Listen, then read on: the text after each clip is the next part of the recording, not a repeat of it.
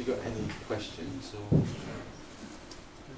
It's fantastic seeing it like that with the two pieces together, isn't it? Yeah, yeah. Your original proposal didn't have the water on the top of the shaft. Of the shaft, No. yeah. So when did you decide to include that? To do that. Well, I think it was well, the original drawing I did just as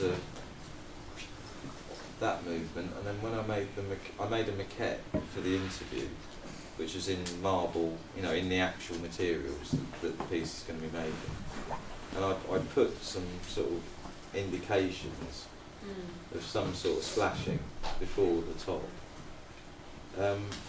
Well, I just quite like the idea that, like things do kind of fall away from the main shaft of water sort of thing.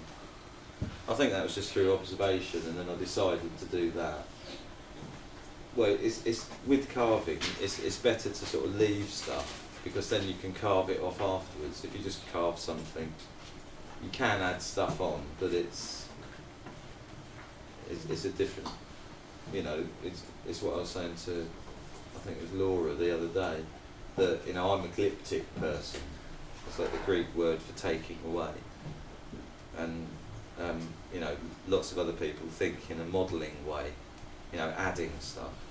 So I'm always sort of leaving. You kind of leave stuff on, so you can carve it later.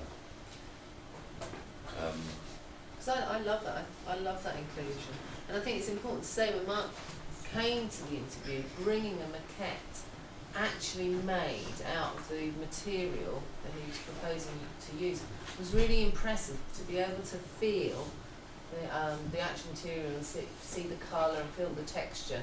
I think, although obviously would have taken you a lot of time and a lot of money to execute, was a great investment, because it had a fantastic effect on the group of people interviewed. Very positive.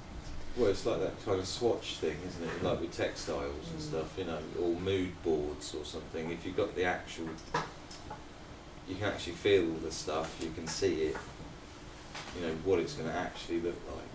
Even though the form of it wasn't the same as this, the kind of sense of it was there, and so that, I think that's important as well when you're doing your proposals for things, or different projects. It's about getting using as many tools as possible to communicate the idea.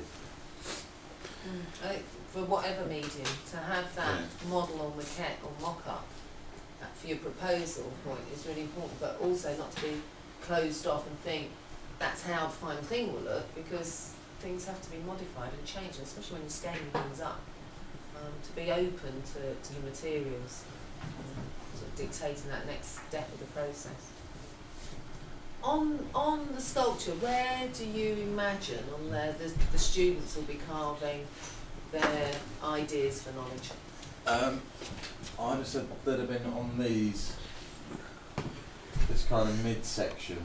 The viewpoint from close up, you'll be looking up at it. Yeah.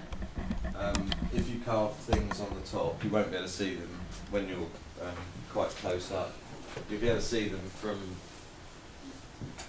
the rooms above. Yeah. But it all depends, like where people want to do things, So I quite like the idea that, there's something you can't see, but which is then discovered at a later point. But I'd say, the sort of, well, they could go on this bottom section, but that's sort of quite, at the moment it's at about that height. So, and I have bought carpet and stuff along, so you can kneel down and do things. But I was thinking it'd be more around the kind of midsection. But it all depends what comes out, the workshops and things.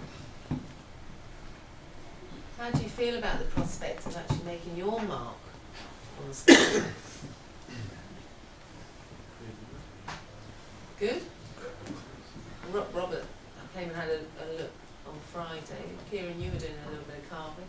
How do you feel about the idea of actually carving on the actual piece? It's actually kind of really good, and it's really quite fun to like have a go at carving on one of the spare bits and like seeing how actually kind of like hard it is to carve into it, but then you like learn how to like go around curves and do all the different things, the different kinds of chisels and everything.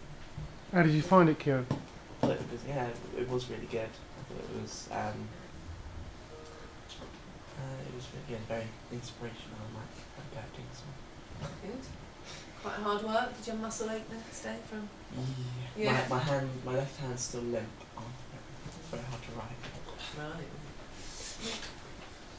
That's the thing, you can end up with a thing called, well, most stonemasons end up with this thing called claw hand, where when they relax, they can't do that. It just sort of goes to there. And I find that, I have to do, just keep stretching tendons, all the tendons here tighten up.